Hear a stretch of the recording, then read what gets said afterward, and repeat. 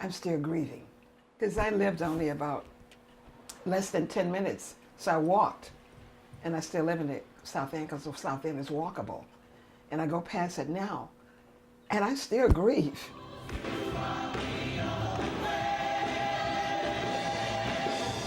When I walked in, there was just this warmth from the people that was so unique that I hadn't experienced before. You were just received from the moment you came in.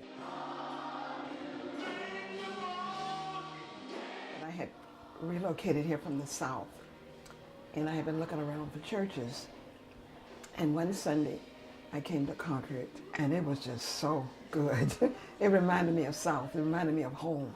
So I felt like I had found a home. Praise Him. Oh, glory! Glory! The edifice itself, the physical building, had a great deal of character. And that character was enhanced by the faithfulness of the people who served. What struck me was Concord Church was on fire from the moment the first person spoke, through communion, through baptism, and I had never seen anything like that before, that type of worship.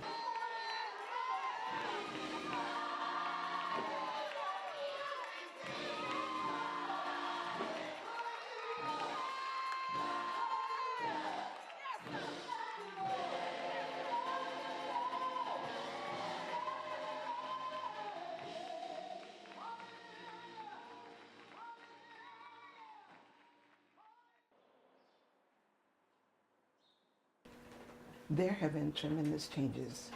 When I first came here, the place was so ugly. I was ready to make a U-turn and go back. The buildings were old, they were boarded up, and it was just a horrible looking place.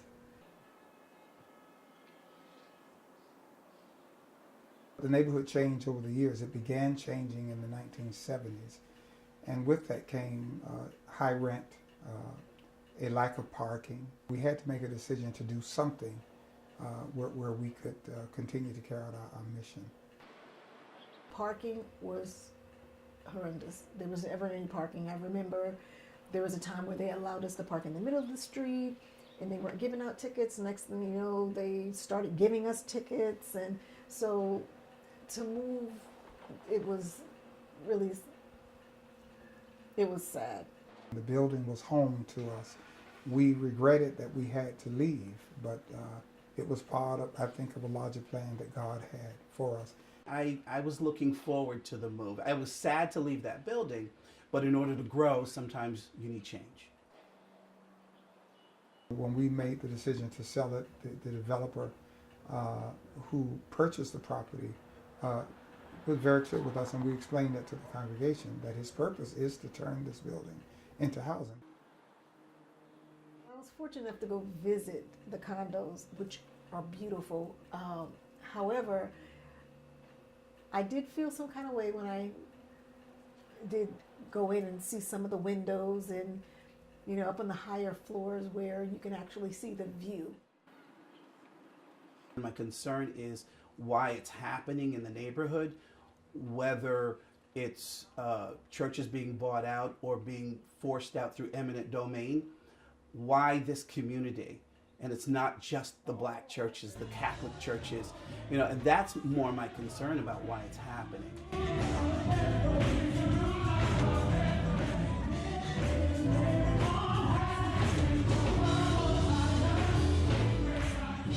We are Concord Baptist Church of Boston. We are we are intergenerational.